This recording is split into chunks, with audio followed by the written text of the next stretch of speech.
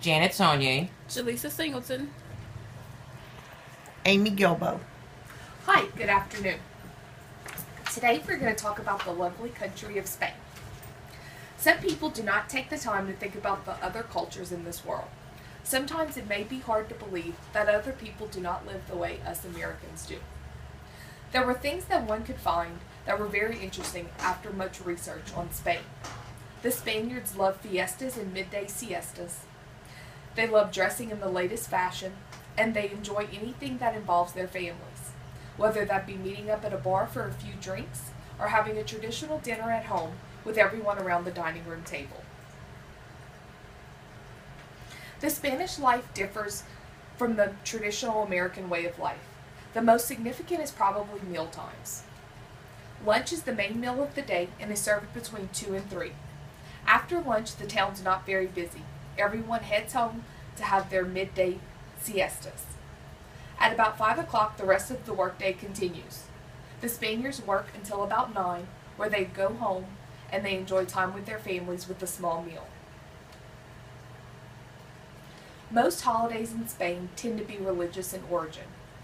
The most important of these are some of the same ones that we celebrate here in America. These include Holy Thursday, Good Friday, and Easter Sunday.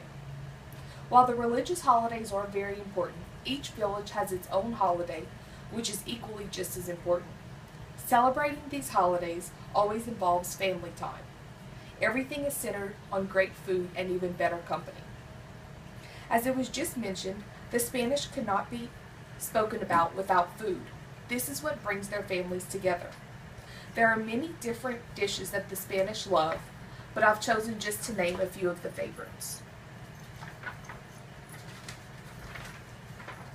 The most traditional and popular ones are the paella, which is a rice that contains any type of meat protein, jamon serrano, which is cured ham, and the tortilla, which is a cross between an omelet and a potato dish that is fried in olive oil and served as a tapa, which is, in America we call an appetizer. The Spanish feel that big gatherings with a plethora of food is the best way to congregate and spend time together. The Spanish refer to cuadrillas as people whose main goal is to bask in the periodic enjoyment of food and drink. The items that make up these meals are special and can vary based on the purpose. A great example of this is the Spaniards adhering to the church's restrictions from eating meat on set days of the year. During this time, salt cod and eel are the most important meatless dishes that give the proper protein that is needed to work the long hours. The explanation of the Spanish culture would not be complete without discussing their clothing. As stated earlier, the Spaniards' clothing is known mostly for its elegance and decoration. The Spanish style was initially influenced by the Moorish culture, which used many jewels, perfumes, and the color black became significant for men and women at times of special occasions.